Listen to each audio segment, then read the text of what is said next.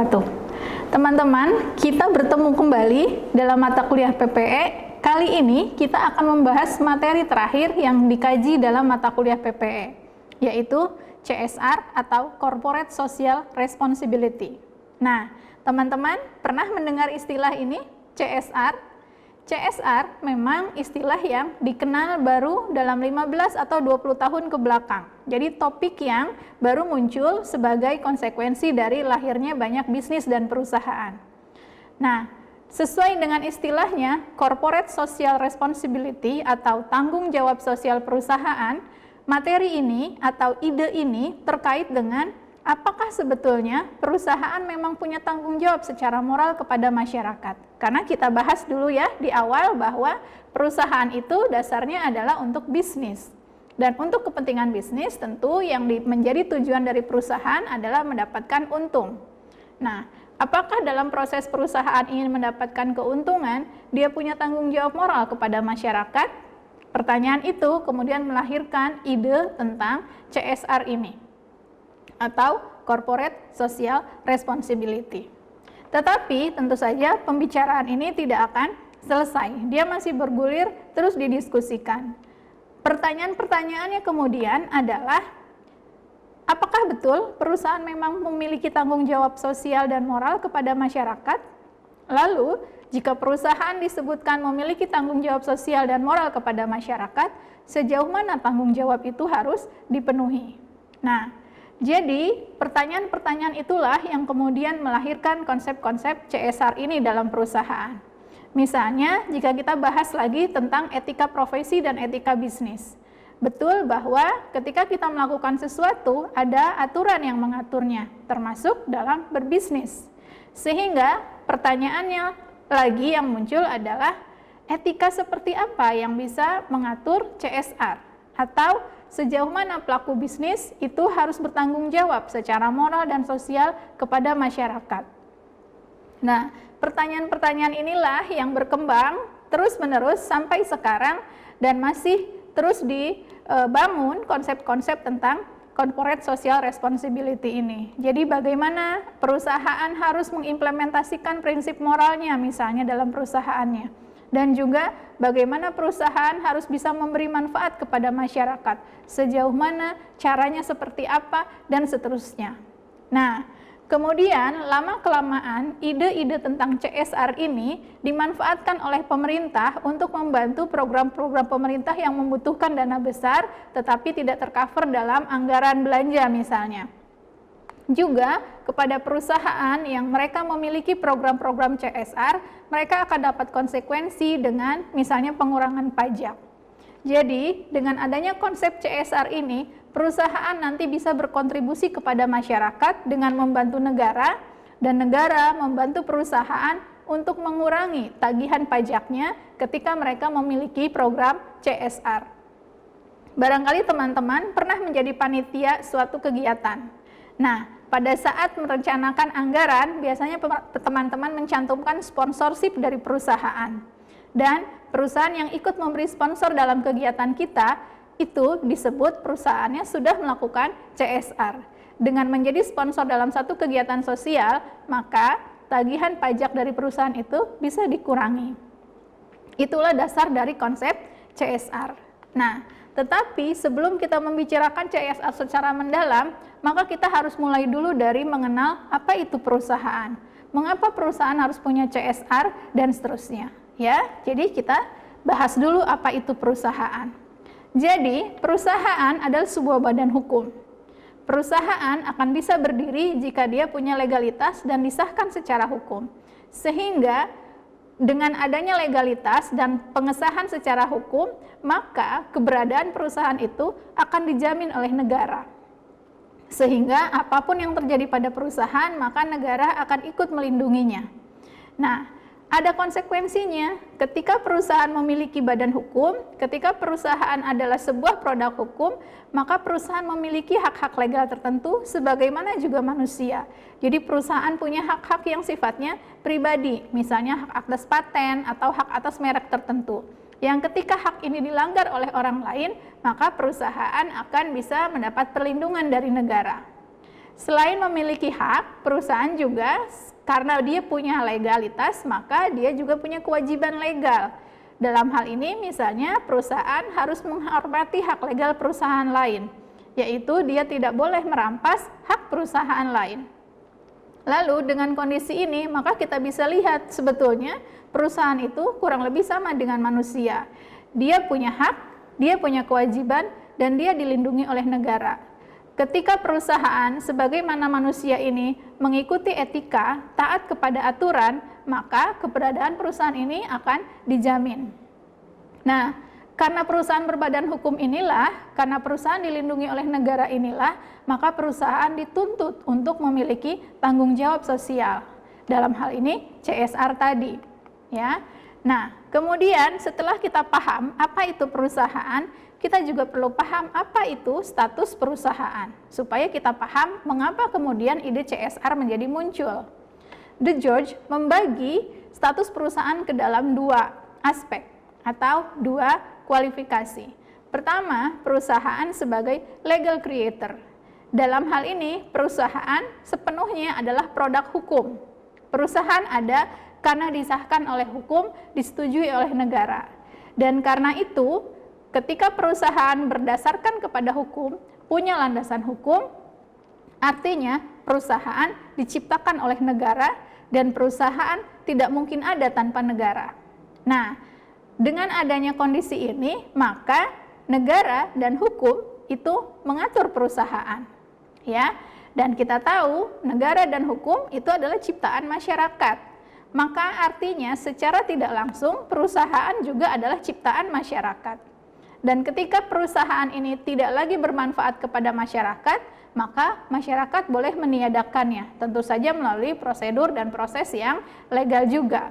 Sehingga dengan status perusahaan yang legal creator, perusahaan itu terikat kepada hukum dan punya tanggung jawab secara moral dan juga hak kepada negara. Yang kedua, status perusahaan sebagai legal recognition. Dalam hal ini, definisinya adalah perusahaan sebagai suatu usaha bebas dan produktif. Jadi kalau legal recognition artinya tujuan perusahaan lebih kepada bisnis dan menghasilkan sesuatu. Nah, dalam status perusahaan sebagai legal recognition, perusahaan dibentuk oleh orang atau kelompok orang untuk melakukan kegiatan tertentu dengan cara-cara tertentu secara bebas tentu saja, dan tujuannya untuk kepentingan orang-orang yang membangun perusahaan ini. Sehingga ketika perusahaan menjadi legal recognition, maka perusahaan menetapkan sendiri tujuannya dan beroperasi sedemikian rupa untuk mencapai tujuan tersebut. Dan ketika perusahaan dibentuk untuk mencapai kepentingan para pendirinya, sedangkan melayani masyarakat adalah bukan tujuan utama, maka keberadaan perusahaan itu akan tergantung pada bagaimana tujuan dari para pendirinya ini bisa dipenuhi atau tidak. Tetapi sekali lagi, dengan status perusahaan yang pertama sebagai legal creator, perusahaan diikat oleh undang-undang, maka para pendiri perusahaan ini pada saat mereka ingin menentukan tujuan dan mencapai tujuannya, mereka tetap harus terikat, bergantung, dan diatur oleh undang-undang yang diterapkan oleh negara.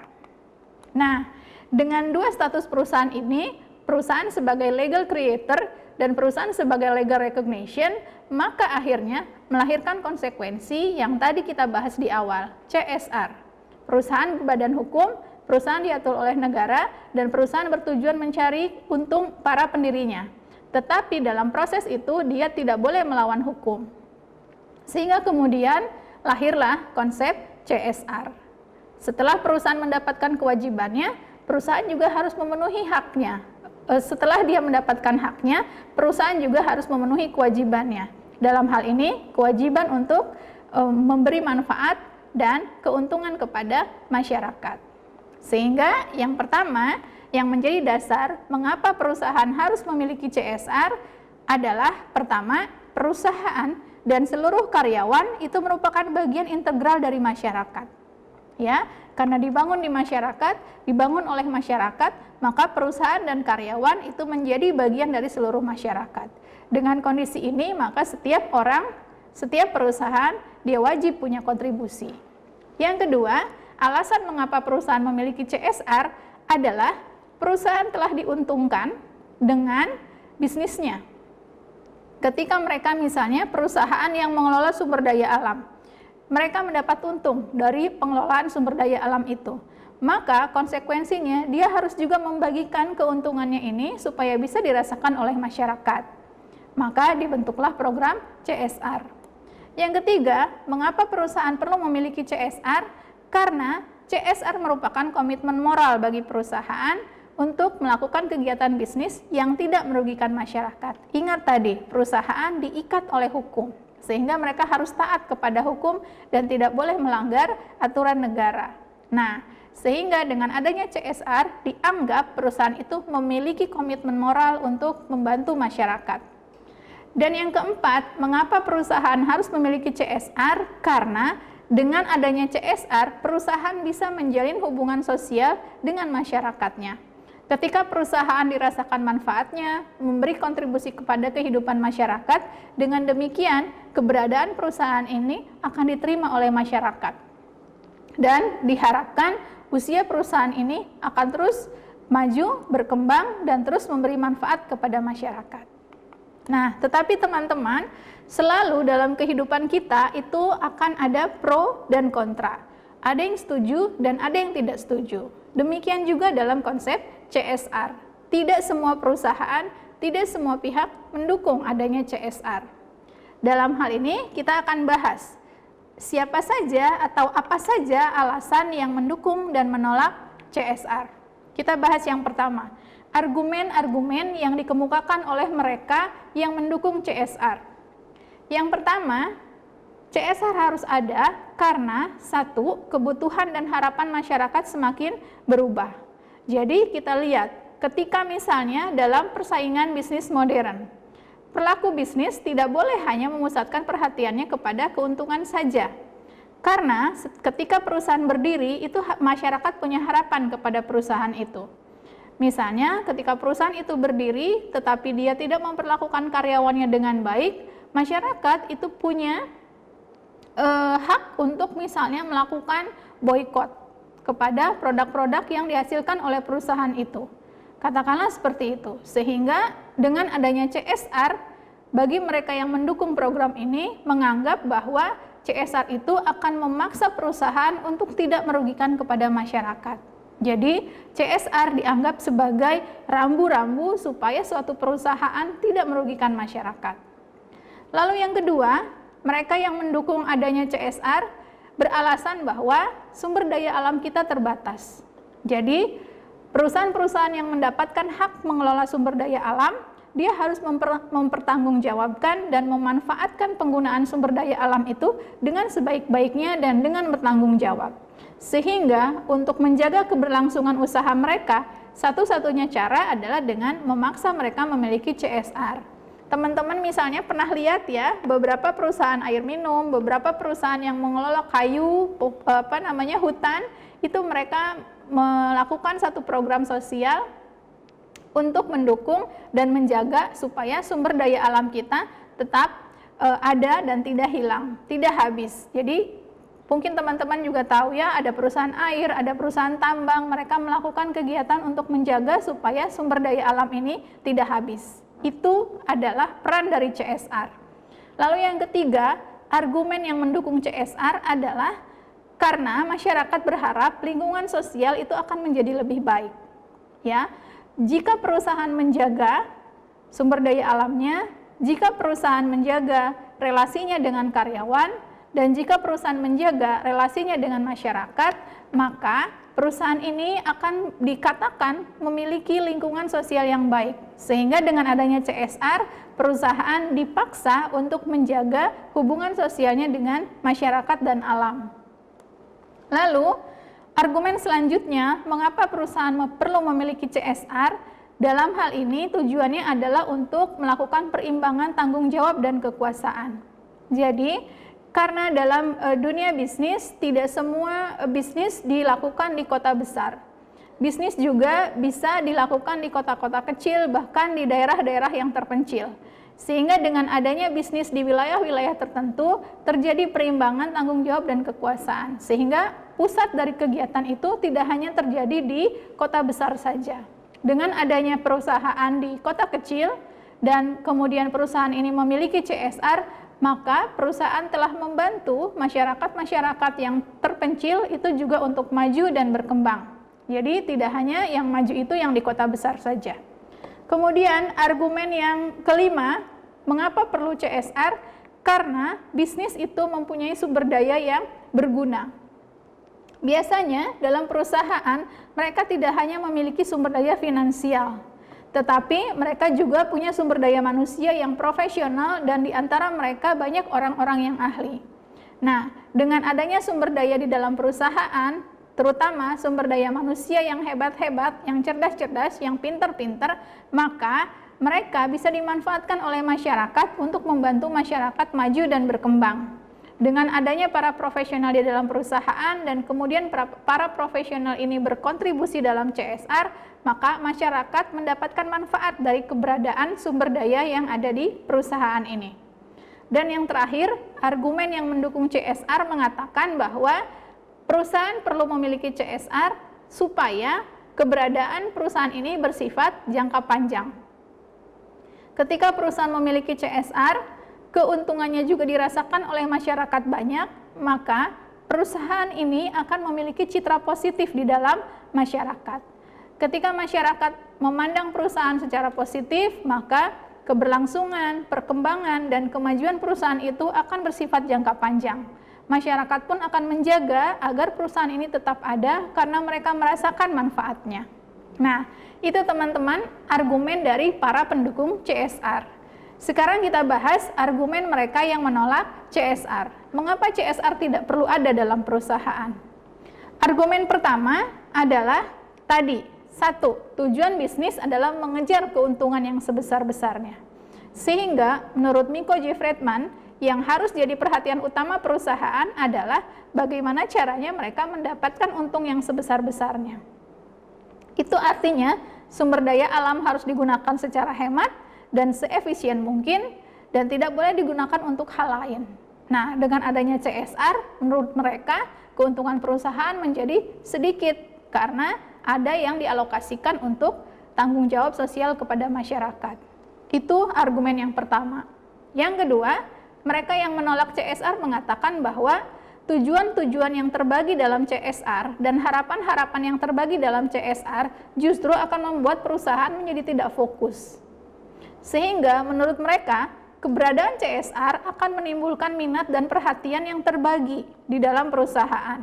Bukan hanya melulu tentang bisnis, tetapi juga harus berpikir tentang sosial, tentang kemasyarakatan. Menurut mereka, hal ini tidak baik bagi perusahaan karena akan membangun citra yang buruk justru, sehingga perusahaan tidak terkelola dengan baik. Yang ketiga, menurut mereka yang menolak keberadaan CSR adalah adanya biaya keterlibatan sosial. Menurut mereka, CSR itu akan memberatkan masyarakat justru.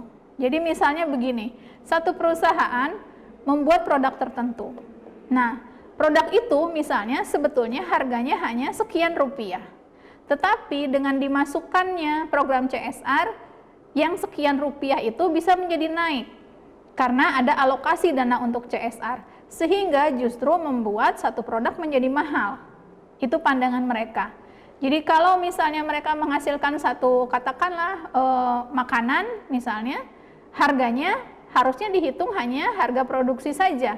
Tetapi dengan adanya CSR maka akan dimasukkan harga untuk program CSR. Akhirnya nilai atau harga dari produk itu menjadi lebih mahal. Yang keempat, argumen mereka yang menolak CSR adalah karena tidak semua perusahaan memiliki tenaga-tenaga yang profesional di bidang kerja sosial. Sehingga menurut mereka, kalau ingin membuat program CSR, berarti mereka harus merekrut orang yang khusus untuk mengerjakan program itu. Artinya di sini ada inefisiensi dalam pembiayaan, penggajian, dan seterusnya. Sehingga menurut mereka, keberadaan CSR justru akan menambah biaya dan menambah sumber daya yang sebetulnya tidak terlalu penting untuk perusahaan. Nah, itu adalah argumen mereka yang menolak CSR. Silakan teman-teman pikirkan sendiri, apakah teman-teman termasuk yang mendukung atau menolak CSR?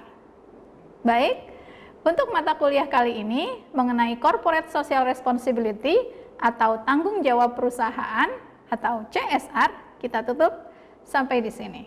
Mudah-mudahan teman-teman bisa paham, dan dengan berakhirnya materi CSR ini, perkuliahan kita dalam mata kuliah pendidikan dan etika profesi sudah selesai. Mudah-mudahan seluruh materi yang teman-teman pelajari bisa dipahami dengan baik dan bisa diaplikasikan nanti pada saat teman-teman sudah bekerja, menjadi profesional ataupun menjadi entrepreneur. Terima kasih. Saya tutup pertemuan kali ini. Mudah-mudahan bermanfaat. Assalamualaikum warahmatullahi wabarakatuh.